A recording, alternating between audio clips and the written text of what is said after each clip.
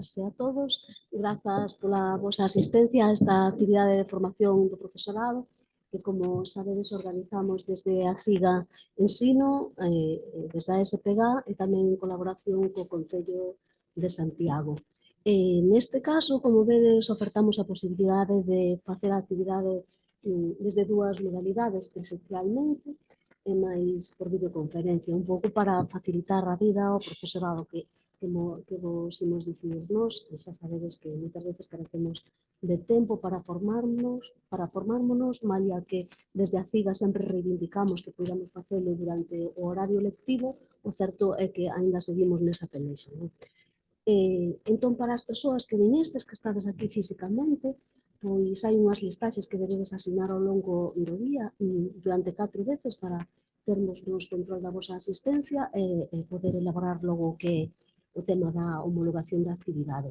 E para as persoas que estades seguíndonos desde a videoconferencia, pois iso, sabedes que tendes que facer unha conexión, tanto a avaliación que hai ao final da aula virtual, ao final de todos os relatorios que están aí expostos, hai un icono dun megáfono e aí teríades que facer unha conexión para valorar a actividade e tamén outra para sustituir o paseo que separa o roteiro que separa a última hora da xornada e o que evidentemente vos non ides asistir se estades nas vosas casas. Ben, pois feitas tamén dicir que durante a videoconferencia, se queredes participar, facerle algunha pregunta ao relator, ao final da súa exposición, non tedes máis que levantar a man aí desde o Zoom e xa vos imos dando a palabra. Con respecto a estas xornadas, un pouco así por xustificalas, vos sabedes que desde a CIGA Ensino sempre pretendemos facer unha formación alternativa que fai a propia Consellería. Temos sempre unha perspectiva, unhas liñas prioritarias de formación un tanto diferentes ás que oferta a Consellería. Tratamos sempre de darlle un enfoque á nosa formación centrado na nosa historia, na nosa cultura, na nosa lingua, na nosa identidade. No caso do Seminario de Estudos Galegos e tamén pola efeméride deste ano, queríamos dar a coñecer tanto o propio Seminario de Estudos como a súa metodoloxía de traballo, que consideramos que foi punteira no seu día, logo xa nos falará tamén o Xío, e que serviu no seu momento e creemos que serve agora tamén para vincular o alumnado afectivamente ao propio que falábamos antes. Agora que temos que estar tantas veces sometidas e sometidos como docentes a uns ríxidos currículos que moitas veces non nos deixan nin achegarnos ao propio, a nosa identidade, como dicía, uns currículos e unhas normas que nos afastan tamén mesmo da nosa lingua. Non sei se vistes dentro das vosas carpetas, hai un libriño que coeditamos que é sobre a historia externa da nosa lingua, que leva por título A estrela que nos guía e que foi elaborado por Xosé Ramón Freixeiro Mato. É unha iniciativa, entre tantas outras, que botamos a andar desde a CIGA un pouco para mitigar esa deficiencia que sabemos que existe de tratamento e de cuidado da nosa lingua por parte do que a nosa administración. Para as persoas que estades na casa, evidentemente non podemos dar de maneira física, pero sabedes que os hai en calquera dos locais das cidades da CIGA Ensino. Non tedes máis que pasarvos por ali, se tedes interese, recollelos. Ben, queremos aproveitar que estamos aquí, un grupo de persoas, de docentes, para facer fincapé na situación actual que estamos padecendo de conflito e de protesta no ámbito do ensino. Dicíamos antes que non é o mesmo que faga a formación a Consellería que a que a fagamos nós, sempre temos outra perspectiva. Vos sabedes que nas actividades de formación da Consellería soi haber cafés, pastéis, pinchos, polvo mesmo. Estas actividades presentadas por nós, xa sabedes que non hai, máis ben por utilizar un xogo de palabras fácil, en vez de pinchos, a nosa función é a de pinchar. Ha de un pouco tratar de servir de acicate ao profesorado para trasladar que estamos nunha situación ante a que consideramos que debemos revelarnos. Estamos falando, como xa ben entenderedes, do que é este recente acordo que asinou unha minoría sindical e que significou que non se acaba ninguna mellora para as nosas condicións laborais, para o que ten que ver co horario, para o que ten que ver con ningunhas condicións, a reducción da burocracia, ou a ratios, ou mesmo aquel aspecto que, como sabedes, meteron a modo de cebo nese acordo, que son esa esmola de retribucións. Ben, ante esta situación, como ben sabedes, xa houve convocatoria de folga o día 24 pasado, tamén durante esta semana estivemos recollendo mobilizacións nos centros, fotografías de protesta que demostraron un pouco que a situación de saturación do profesorado. Vale, e durante este mes de novembro, que queremos en chamar mes de loita, pois sigue habendo movilizacións a que vos convidamos a secundar e a apoiar. Non? Sabedes que o día 24 pois hai en todas as cidades unha concentración ás 7 da tarde, nas 7 cidades, o día 19 cunha manifestación nacional e o día 28 unha nova convocatoria de folga. Pois iso, desde a CIGA Ensino, queremos aproveitar iso que estades aquí congregados e congregadas e animarmos a que participedes, porque entendemos que por moito que nos chamemos é fundamental que vos secundedes, senón nada se pode mover e a Consellería entendería que este acordo pois, é no suficiente e nos chega. Cousa que día a día palpamos nos centros non é certa en absoluto. Ben, pois, feita esta pequena paréntese, aí coméndolle un pouco o tempo ao noso compañeiro, imos dar pé a inauguración destas xornadas de historia, destas terceiras xornadas. Como dicía, quen se vai encargar de inauguralas é Uxío Breogán Diéguez Ezequiel. Uxío é doutor en Historia pola Universidade de Barcelona, é profesor da Universidade da Coruña, na que dirixe a Cátedra de Memoria Histórica.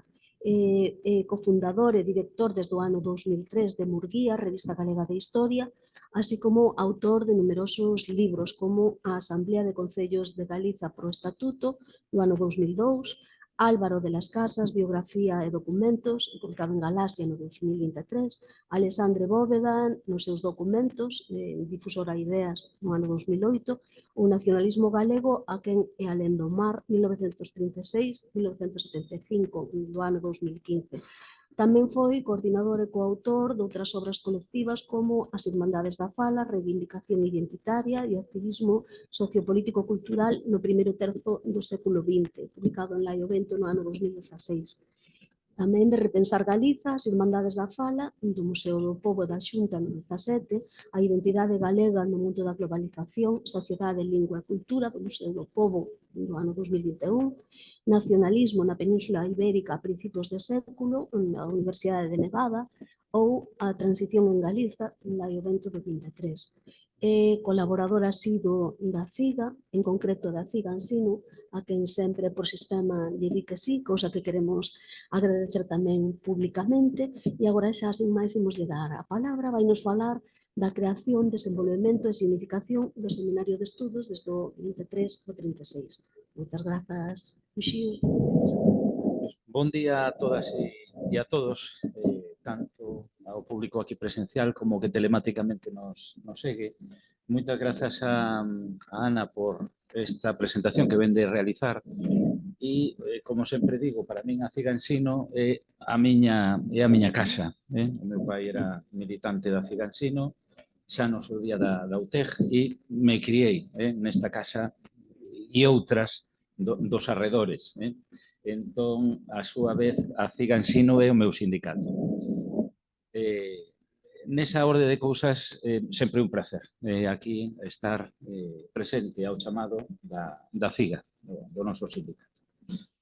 E hoxe o facemos justamente, e teño que recoñecer entre paréntesis que ando algo canso, aparte de que trallo tomada a voz, porque onte aínda estaba acabando de dar unha conferencia ás 10:30 da noite en Vigo e aínda tiven que vir para Compostela, co cal o cansanzo se vai arrastrando. Aínda así, agardo que podamos desenvolver o tema que se nos encarga con relativa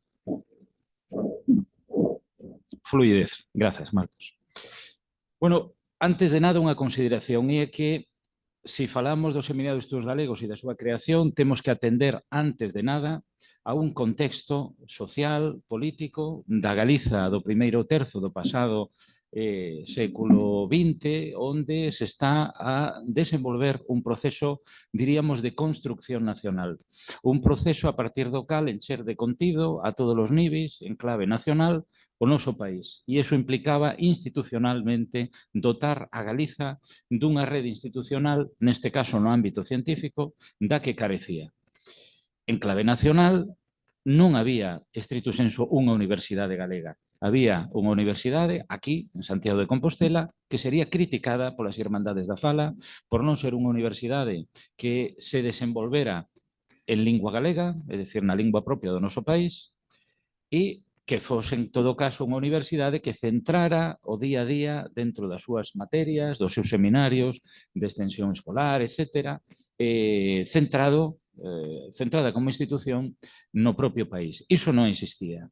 E diante diso hai que entender que uns poucos profesores, catedráticos, universitarios, a cabeza destes na Universidade Compostela, Armando Cotarelo Valledor e Salvador Cabeza de León, tentan estimular a unha parte do estudantado, do alumnado co que contaban. No caso de Cabeza de León, falamos de estudantado da Facultade de Dereito. No caso de Cotarelo Valledor, catedrático de Lingua e Literatura, docente en Filosofía e Letras.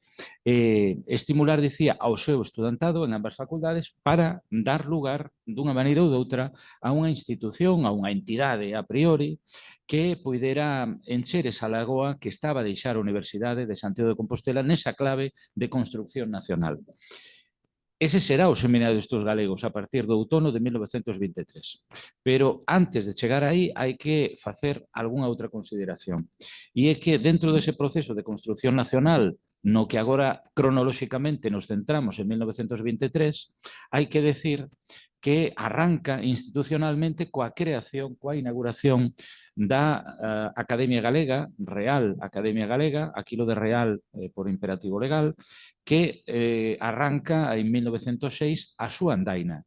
E para entender que aquela institución nace como a maior institución científica centrada na cuestión lingüística, no estudo do idioma e co tempo na súa normativización, hai que dar conta de como desde a inmigración se crea esa entidade iniciadora da academia que financia o que logo vai ser a propia Academia Galega con sede na cidade da Coruña.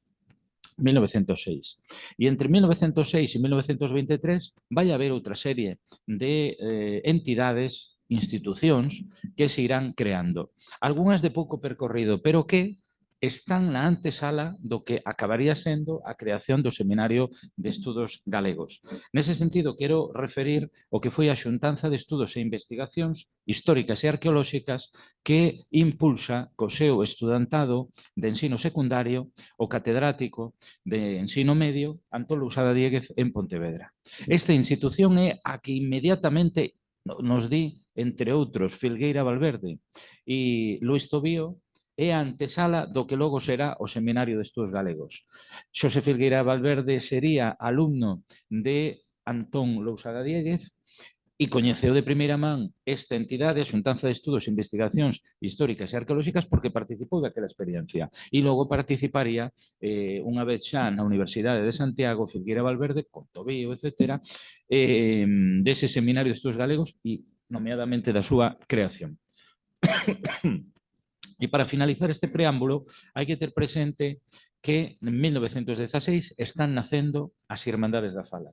A primeira, efectivamente, nace na cidade da Coruña, na primavera de 1916, e logo, a partir de aí, seguen nacendo outra serie de agrupacións irmandiñas, de Irmandades da Fala, polo longo e ancho do noso territorio e alén mar, porque, efectivamente, mesmo en Portugal, pero en todo caso alén mar, dentro da comunidade galega expatriada, concretamente en América do Sur, efectivamente tamén se vai ver con grande simpatía a creación daqueles agrupamentos que nacen arredor da defensa do noso idioma e da procura da legalización do noso idioma, e non só, e que terán a partir declaradamente, de maneira explícita, de 1918, un programa neta e explícitamente nacionalista.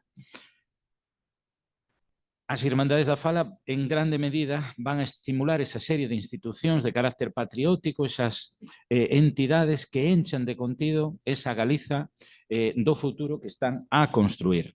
E non podemos entender de ninguna maneira a Galiza do primeiro terzo do pasado século sin o esforzo extraordinario militante das xentes das Irmandades da Fala. Dentro das distintas tendencias que convivían nas Irmandades da Fala, cuestión magníficamente estudada por Xusto Beramendi e por Xosé Emilio Insua, a realidade que como un denominador de carácter nacionalista das Irmandades da Fala vai ser fulcral para que efectivamente se vayan creando esa serie de institucións e a cabeza no ámbito científico o Seminario de Estudos Galegos a partir daquele outono de 1923. Cotarelo Valledor e Cabeza de León non en van son militantes destacados, activistas destacados das propias Irmandades da Fala. Actuarían nese sentido como ariete das xentes das Irmandades dentro do profesorado nacionalista, do escaso profesorado nacionalista que daquelas había nesa Universidade de Compostela. E eles, mellor que ninguén, sabían a carencia, a falta que había de práctica nacional galega, vamos a decir, dentro dese ámbito universitario. Naturalmente, as cousas cambiarán co paso dos tempos logo da ditadura franquista, non? Afortunadamente, hoxe, dentro da Universidade Galega, son tres, a da Coruña, a de Vigo e a de Compostela, non son poucos, non son poucas as docentes e os docentes que creen neste país e que traballan en favor do mesmo, estimulando tamén o alumnado para que se sume, como se fai desde secundaria e mesmo en tempadas, digamos, en niveis educativos como pode ser primaria, digamos, bueno, pues para que o alumnado visualice e se sume claramente ao que ese proceso de construcción nacional do que estamos a falar e do que estamos a referir. O nome de Seminario de Estudos Galegos parece que se lle debe, segundo nos ten referido a través das súas memorias, neste caso, lo Estobío, a Armando Cotarelo Valledor. Armando Cotarelo Valledor regularmente tiña na súa casa reunións con ese estudantado que de maneira gradual se iría sumando a esa proclama en favor desa institución académica, científica máis que académica, científica, en favor do coñecimento e o recoñecimento da Galiza en canto que nación. Cotarelo Valledor vai ser o que na antesala dese 12 de outubro de 1923, onde se reunirán na Casa de Ortoño, na que parte da súa nenez pasara a Rosalía de Castro e onde esas primeiras persoas que van dar lugar ao Seminario de Estudos Galegos se reunirán simbólicamente en lembranza da propia Rosalía de Castro. Aquelas tres persoas que quero aquí referir que a pé de camiñada saen de Compostela e van a Casa de Ortoño para lembrar a figura de Rosalía e simbólicamente un 12 de outubro naquela Casa de Infancia de Rosalía poñen o inicio da historia dos Seminarios de Estudos Galegos, sería o propio Tobío, o propio Filgueira Valverde e, por outra banda, Fermín Bouza Brei, que moitas veces nos esquecemos de referilo.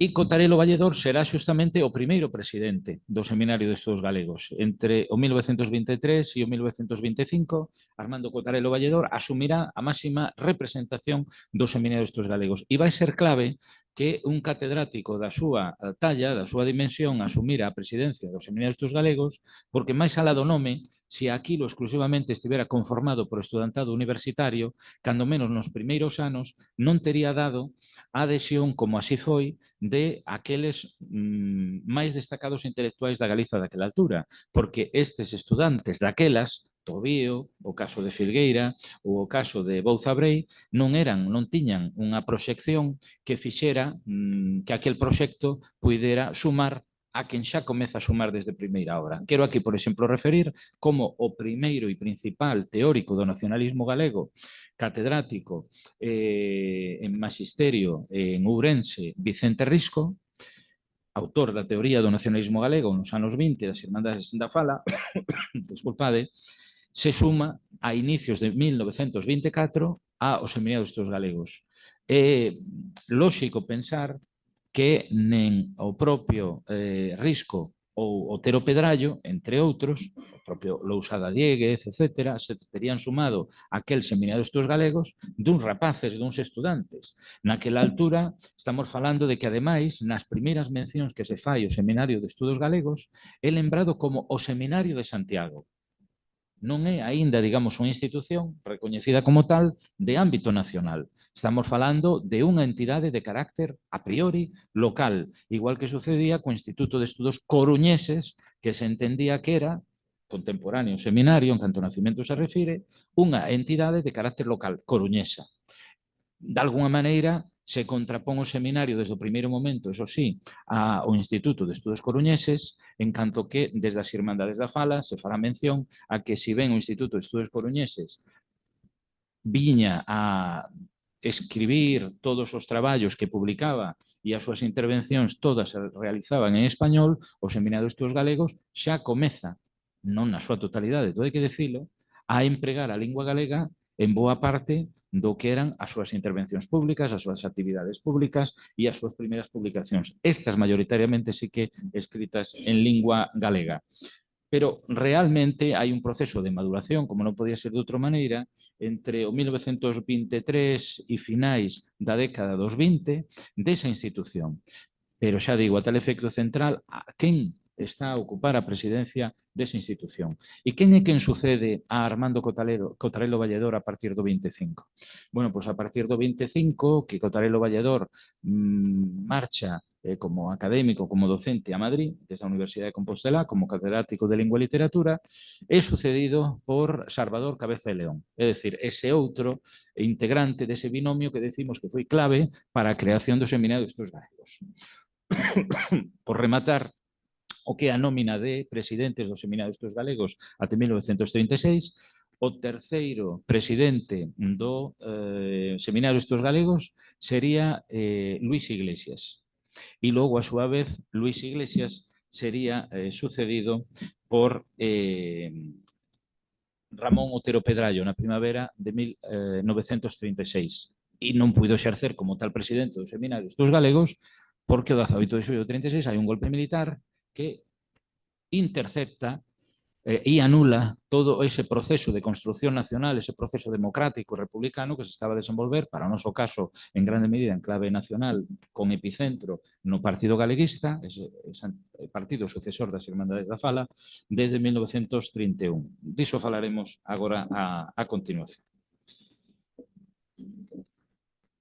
Nas páxinas, en todo caso, de A Nosa Terra, é dicir, do voceiro das Irmandades da Fala, desde novembro de 1916, as Irmandades da Fala nacen na primavera do 16 e se dotan de un voceiro A Nosa Terra desde novembro de 1916, desde aquel mesmo ano. E nas páxinas de A Nosa Terra, desde o 1 de decembro do 23, tendo nacido o 12 de outubro de 1923 formalmente o Seminario de Estudos Galegos, xa, como digo, desde o 1 de decembro do 23, desde A Nosa Terra, as Irmandades da Fala saúden o lanzamento e a creación do seminario. Cal é a perspectiva?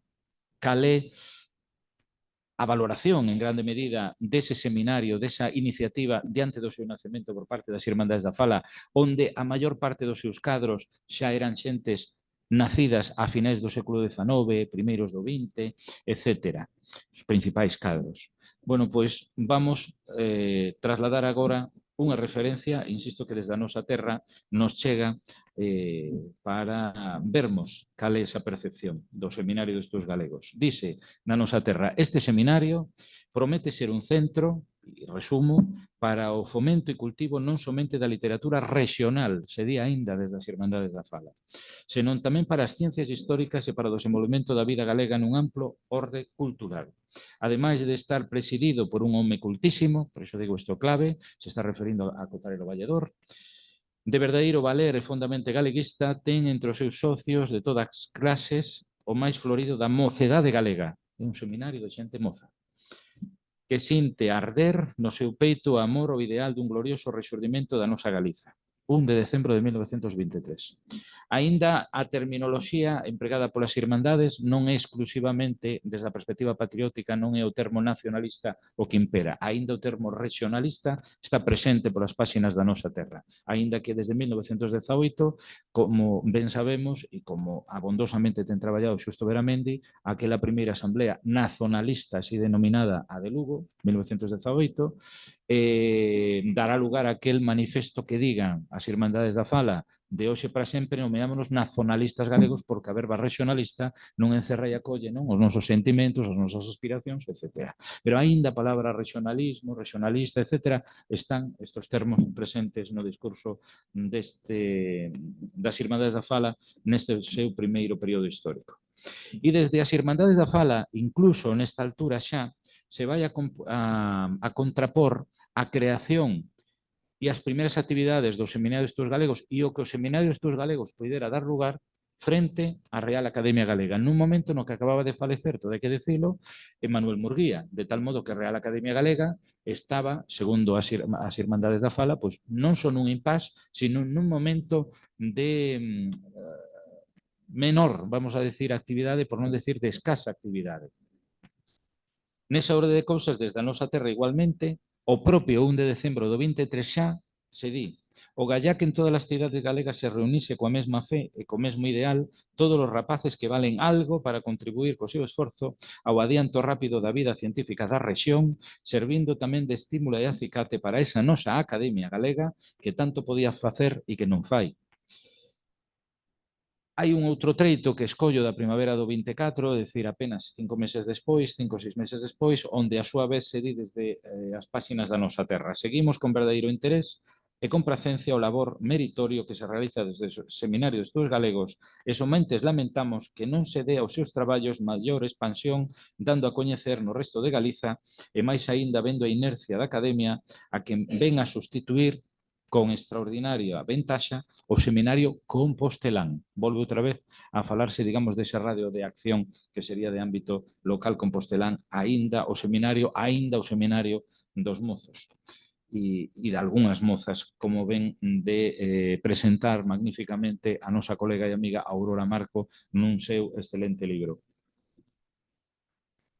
A aposta que se facía do Seminario de Estudos Galegos desde as Irmandades da Fala sería nese sentido absolutamente clara. Aquela institución pasaba a ser a institución científica das Irmandades para encher esa lagoa que criticaba que existía en relación ao día a día da Universidade Compostelá. E nesa mesma liña, as páxinas da nosa terra expresarían a ledicia que sentían polo feito de que comezaran, e isto é importante dentro dese proceso de construción nacional, as deputacións galegas a apoiar económicamente o Seminario de Estudos Galegos. Concretamente, a primeira que temos rastro, a primeira das deputacións que achega unha subvención ao Seminario de Estudos Galegos é a Deputación da Coruña en 1926. É dicir, 2 anos e pico despois da creación, prácticamente casi 3 anos despois da creación do propio Seminario de Estudos Galegos. E que nos din as Irmandades da Fala a través das páxinas da nosa terra. Con un patriotismo exemplar e unha vontade meritoria, os rapaces do seminario siguen sendo os novos, siguen sendo rapaces para as xentes das Irmandades da Fala, baixo inspiración dos mestres Cabeza de León e Cotarelo, veñen realizando traballos de cultura galega, de investigación, de estudo e de exaltación do sentimento galego, así como da personalidade de Galiza, realmente extraordinarios. O Seminario de Estudos Galegos non defraudou de toda outra maneira nos seus 3 primeiros anos e dai en diante, pero estamos agora situados no 26, non defraudou de ninguna maneira ás xentes das Irmandades da Fala.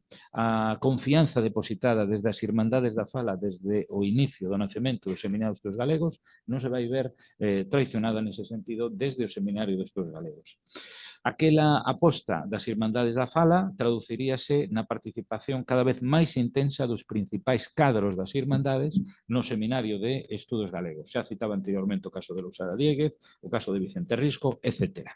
Nesa altura na que xa estamos cronolóxicamente situados, no 26, xa están debuxadas de maneira absolutamente clara as distintas seccións a partir das que se articula o Seminario de Estudos Galegos. Son 12 as seccións. E a cargo desas seccións entre outras, pois, a de prehistoria e arqueoloxía ou a das ciencias sociais e economía. A frente desas seccións van a estar, volvemos outra volta, como apoio central para que os seminarios estos galegos colla aínda máis corpo, xa figuras das Irmandades da Fala de especial relevo. Entre outros, o caso de Otero Pedrallo que citei, o caso de Risco, o caso de Florentino López Cuevillas, central no que a pesquisa arqueolóxica e prehistórica do noso país, en clave atlantista, en clave celtista, ou o propio Castelao. E xunto a estes membros disculpade, fundadores dos Seminarios dos Galegos, como sería o caso de Filgueira Valverde e Lois Tobío.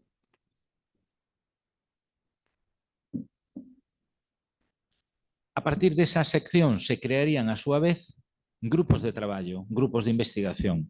E eses grupos de investigación a súa vez contribuirían, dado que estaban formados por cadros das Irmandades da Fala, nacidos a finais do 19 ou moi primeiros do 20, con estes novos membros do galeguismo, que a súa vez foron os que incentivaron os seminarios dos galegos, que farían eses grupos de traballo? Pois compactar a formación de carácter galeguista e incluso discurso deses máis novos, vamos a decir, co tempo cadros do propio galeguismo, que se empaparían, se enchouparían dese sustrato patriótico deses vellos cadros do galeguismo.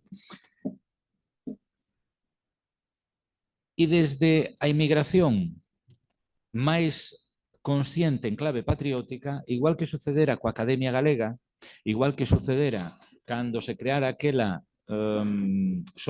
entidade iniciadora da Academia e se achegaría diñeiro para crear a Academia Galega en 1906, sucedería algo semellante, ainda que un tanto máis tardíamente, cos seminarios dos galegos, digo algo semellante, e sería o seguinte: se acabaría creando unha entidade que se denominaría Institución Cultural Galega da man fundamentalmente de xente que estaba no tecido asociativo militando xa en clave nacionalista, incluída aquí as xentes da Sociedade Nacionalista Pondal, a redista ou independentista Sociedade Nacionalista Pondal, cos que eu, afortunadamente, cos últimos que viviron da Sociedade Nacionalista Pondal tiven a honra de entrevistarme en Bos Aires, Mar del Plata e demais. E comentaba Bernaldo Souto, comentaba Ricardo Flores, como para eles, cando souberon a través das páxinas da nosa terra da creación dos seminarios dos galegos, pensaron desde o primeiro momento en crear unha entidade que pudera achegar fondos, que pudera colaborar con as publicacións e cos traballos, así en xenérico decían, dos seminarios dos galegos. Bueno, pois esa será esa institución cultural galega presidida polo militante da Sociedade Nacionalista Pondal, poeta, ao que ten dedicado a súa tese de doutoramento Miro Villar, Antón Zapata. A independentista Sociedade Nacionalista Pondal afirmaría no 1926, concretamente en febreiro, no número 2 da recén inaugurada publicación A Fouce, que os seminarios dos galegos era xa unha prestixiosa entidade dirixida, din textualmente, polo catedrático da Universidade de Compostela, Salvador Cabeza de León. E coa cronoloxía que estamos aquí referindo, compre, contextualizando, non deixar escapar un dado central, e é que o Seminario de Estudos Galegos nace cando ven de iniciarse en setembro a ditadura de Miguel Primo de Rivera. E, en consecuencia, a maior parte da historia do Seminario de Estudos Galegos se desenvolve nun tempo de dictadura.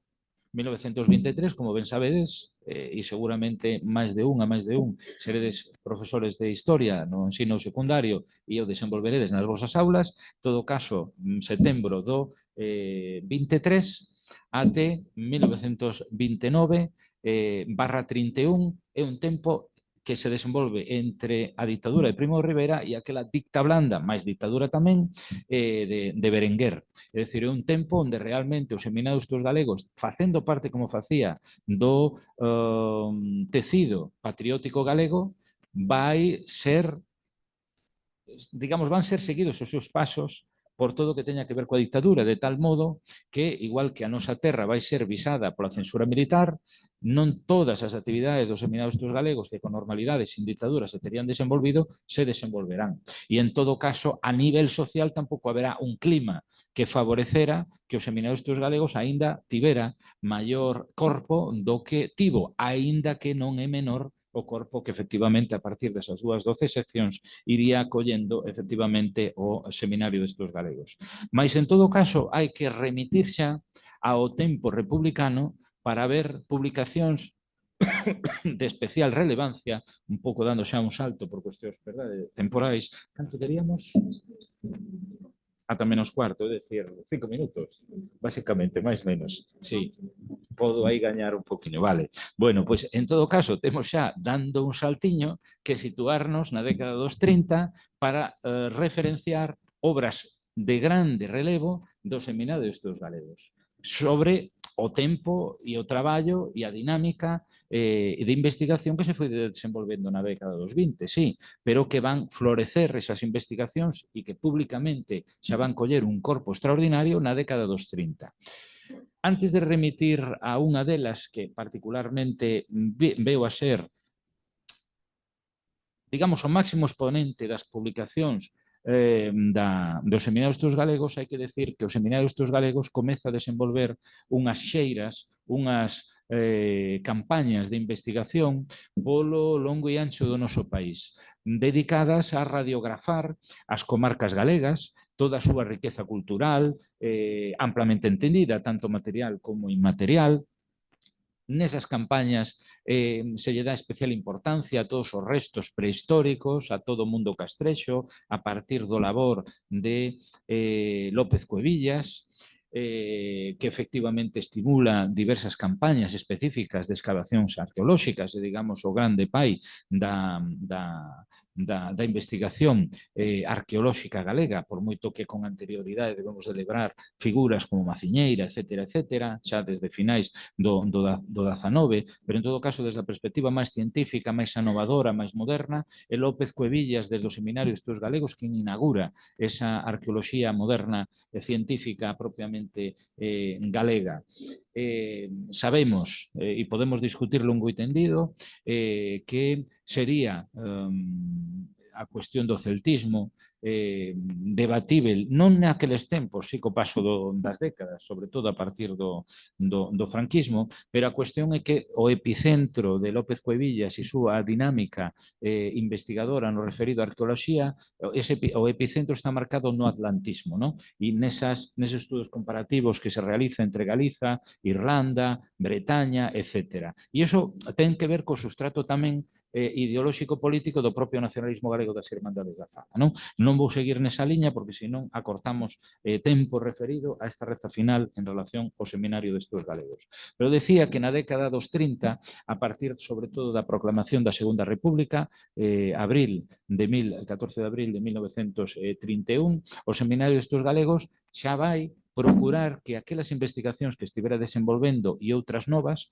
vayan dando lugar a publicacións monográficas máis alá do que eran os seus cadernos, os seus informes que iría gradualmente desenvolvendo desde primeira hora e onde veremos que se publican cantidade de traballos de carácter etnográfico, de recuperación, como decía, de patrimonio cultural, material e inmaterial, etc. Dentro desas campañas que decía a pé de digamos, de chan desas campañas investigadoras hai que dar lugar ao que daría, digamos, a publicación de Terra de Melide en 1933. Un traballo intensísimo arredor daquela bisbarra, daquela localidade e bisbarra galega, onde efectivamente se daría lugar a unha síntese, xa non lembro agora as páxinas, pero debe de andar polas 500 páxinas aproximadamente aquela publicación, onde desde o patrimonio material e inmaterial, patrimonio cultural, até a economía, pasando por cuestións de carácter antropolóxico e demais, desfilan polas páxinas daquela obra, Terra de Melide. Terra de Melide, publicada no 33, como decía, e que logo, até onde eu lembre, deu lugar até os nosos días a 2 reedicións. da man, me parece as dúas, se non me equivoco, a desaparecida editorial Edicións do Castro. Teño agora dúbida de se as dúas, unha cando menos sí e outra teño agora, me parece que foi a través de estudos de Melide, me parece a segunda, unha a través de Edicións do Castro e a outra a través desta entidade de ámbito local tan interesante. Logo, para agora sí, xa rematar, dúas cuestións que me parecen importantes para observar a aportación, a chega dos Seminarios de Estudos Galegos a ese proceso de construción nacional, máis alá incluso do que a priori lle correspondía. A priori, a Academia Galega estaría encargada de dar lugar a unha normativa para a lingua galega, pero non é menos certo que o Seminario de Estudos Galegos toma a dianteira e, efectivamente, vai dar lugar a, concretamente, o 15 de outubro de 1933, igualmente, cando se viña de editar Terra de Melide, a unhas normas básicas, concretamente así denominadas normas para a unificación do idioma galego, que vai seguir de inmediato a partir do 34 o Partido Galeguista a través do que é o seu boletín, igual que o fora das Irmandades da Fala, desde o ano 31, desde decembro, desde xaneiro do 34 realmente, do Partido Galeguista, a nosa terra. A nosa terra vai trasladarnos justamente no ano 34, como vai filtrar todos os textos, xa así moi modernamente, desde a perspectiva normativa, dando lugar a que todos estes acaben estando estandarizados a partir desas normas para a unificación do idioma galego, así aprobadas o 15 de outubro, como decía, de 1933 polo Seminario de Estudos Galegos. E logo, por outra banda, dentro desa maduración do nacionalismo galego naquela altura, xa como Partido Galeguista desde decembro, desde o 5 e 6 de decembro, na sétima Asamblea Nacionalista de 1931, se vai procurar que aquel galeguismo, aquel nacionalismo galego teña unha maior relación, un maior vínculo co nacionalismo vasco e catalán, renovando o que fora a Triple Alianza de 1923, que este ano vimos de celebrar o seu centenario. Unha década despois, 1933, igualmente, o Partido Galeguista vai dar lugar, 25 de xullo, Día da Patria, asinado aquí en Compostela, a un manifesto xunto ao nacionalismo vasco e catalán de creación do que vai ser Galeusca, con Z, a partir do que se denomina Pacto de Compostela. E onde se asina ese documento? Podía ser na sede do Partido Galeguista en Compostela, pero onde se asina é no Seminario de Estudos Galegos, recoñecendo xa, de maneira clarísima, que viña a ser a maior institución científica galega e, vamos a decir, a maior institución propiamente dita non partidaria do nacionalismo galego naquela altura, que lle daba tamén pois unha cobertura de carácter, vamos a decir, institucional, xa digo, a falta de institucións nacionais, institucións galegas oficiais, o Seminario de Estudos Galegos lle daba esa cobertura, ese arroupe a ese Pacto de Compostela ou Galeusca, 25 de xullo de 1933.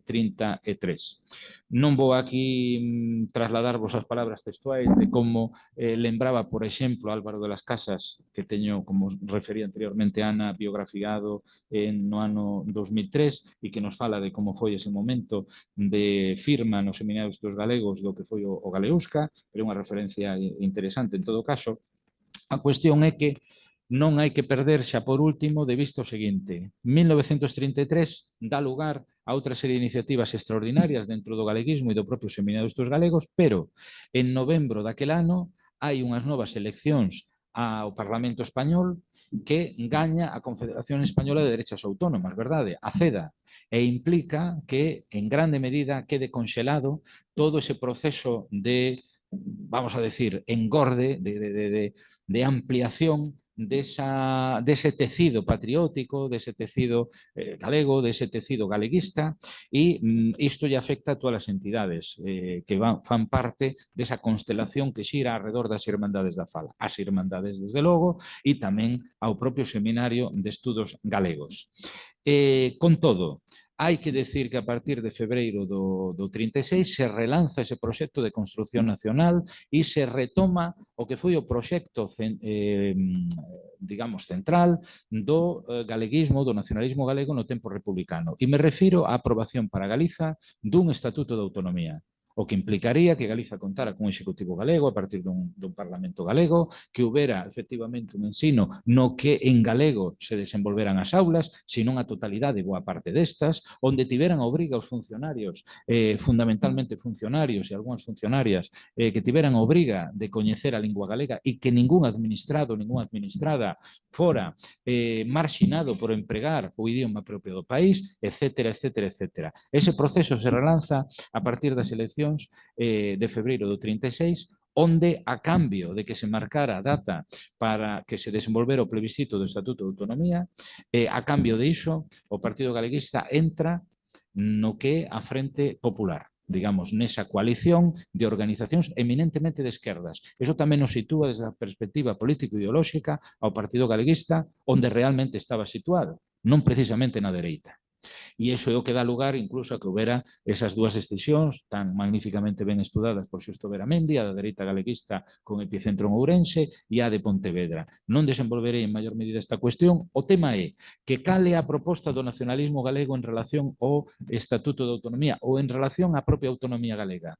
Bueno, pois é a proposta que en maio do 31 asina o Seminario de Estudos Galegos baixo o nome, baixo a denominación de Anteproxecto de Estatuto da Autonomía da Galiza, así textualmente, asinado en maio do 31, é dicir, apenas un mes despois de proclamarse a Segunda República.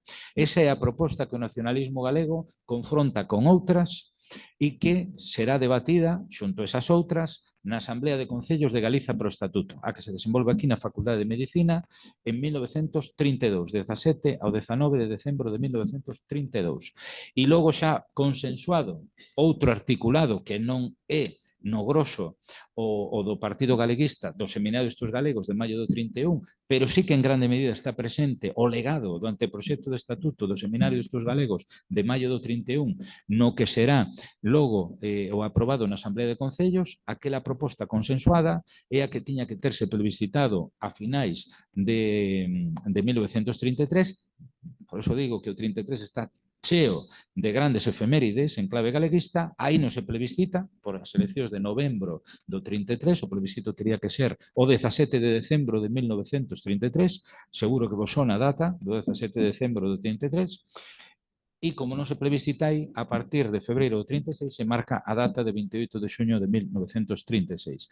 E o Seminario de Estudos Galegos vai ser, como digo, central no que esa aposta do nacionalismo galego, do galeguismo naquela altura xa como partido galeguista, nesa loita polo Estatuto de Autonomía, sendo como foi o seminario o que dá lugar àquela primeira proposta do nacionalismo galego de Estatuto de Autonomía. Deixo aquí a intervención, agardando terme cincido a ese tempo que a maiores se me prestou. Obrigado. Exactamente.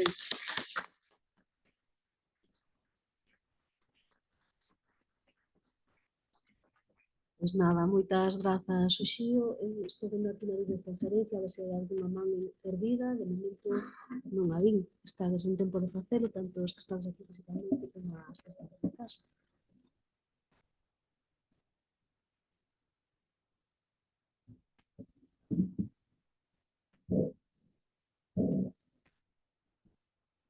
Pois entón, se vos parece, como vimos así un poquinho... Sí, agora sí.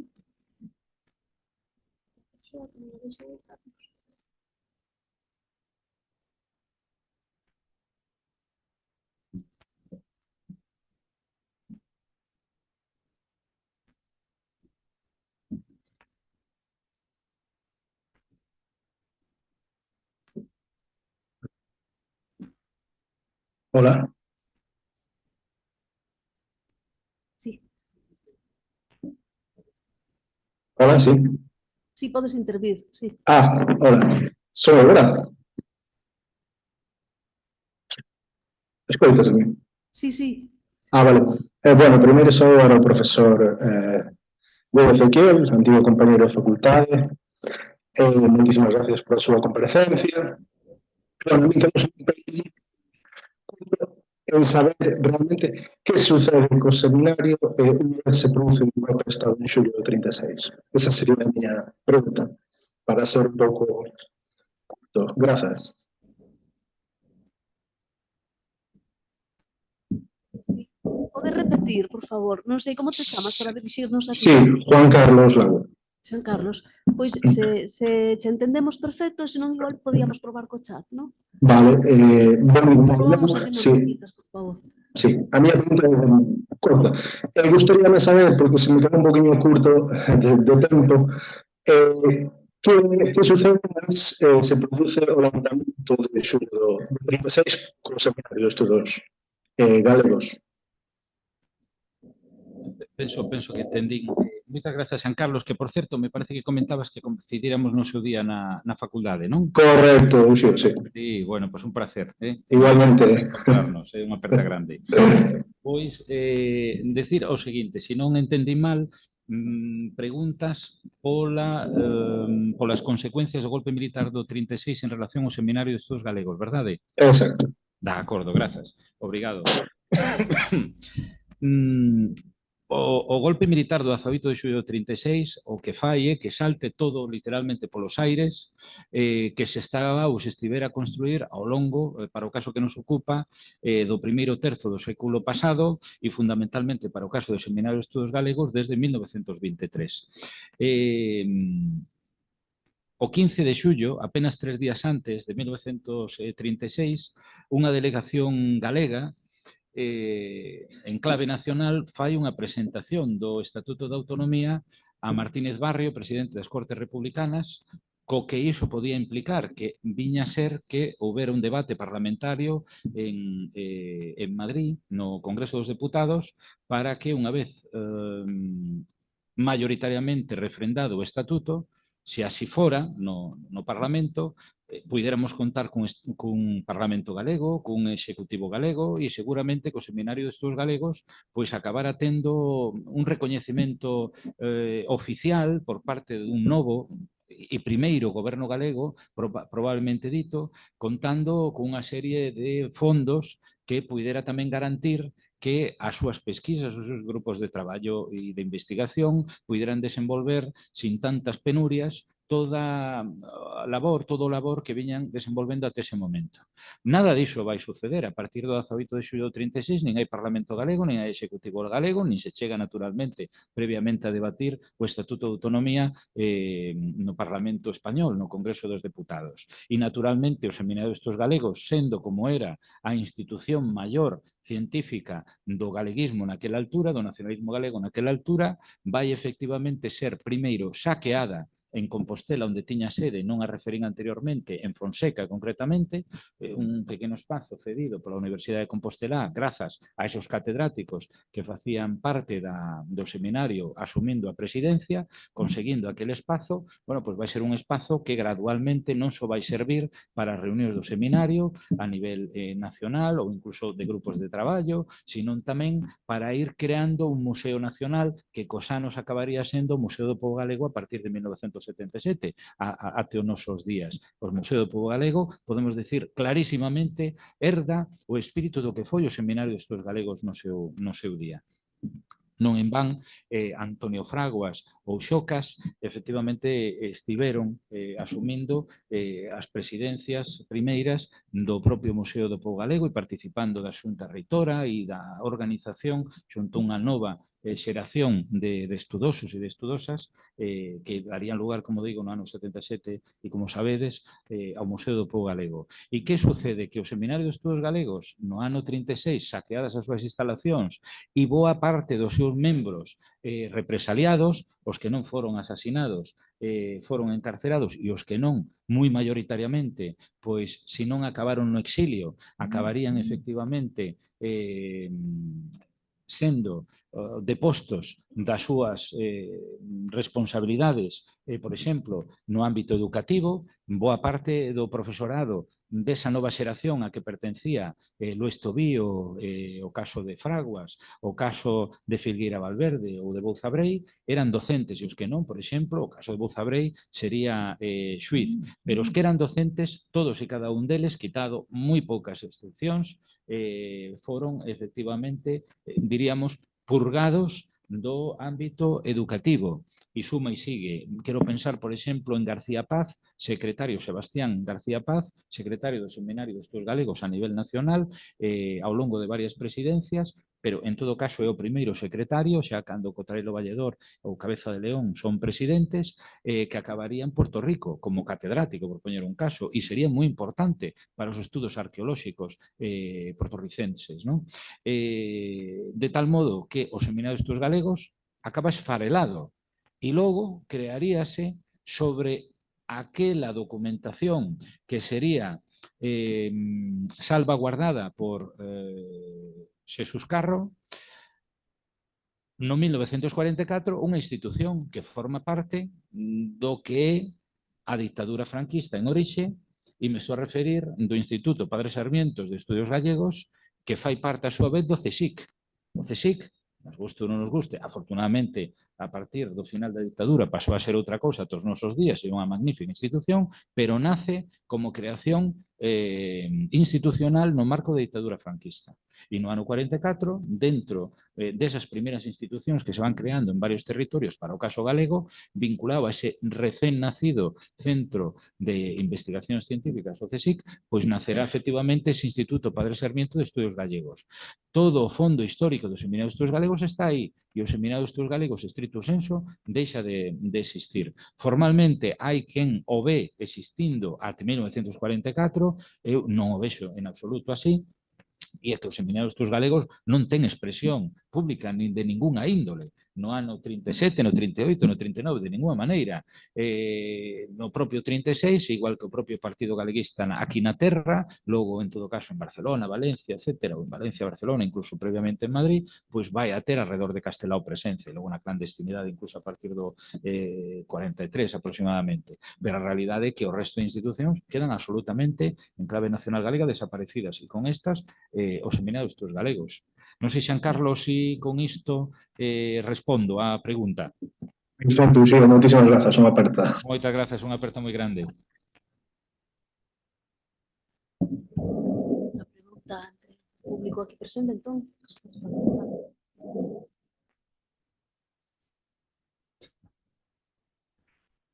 Total.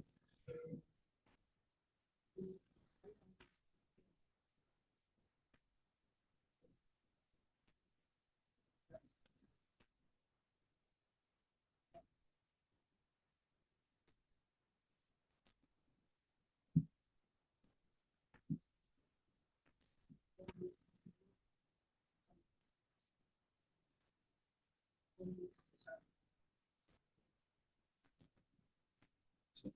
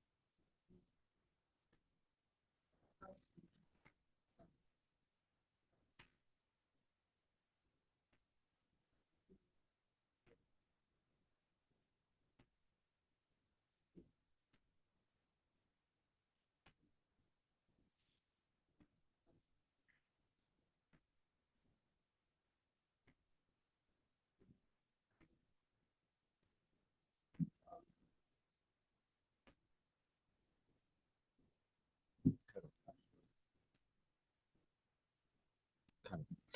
Eu penso que antes de nada aí hai que ter presente dúas cuestións.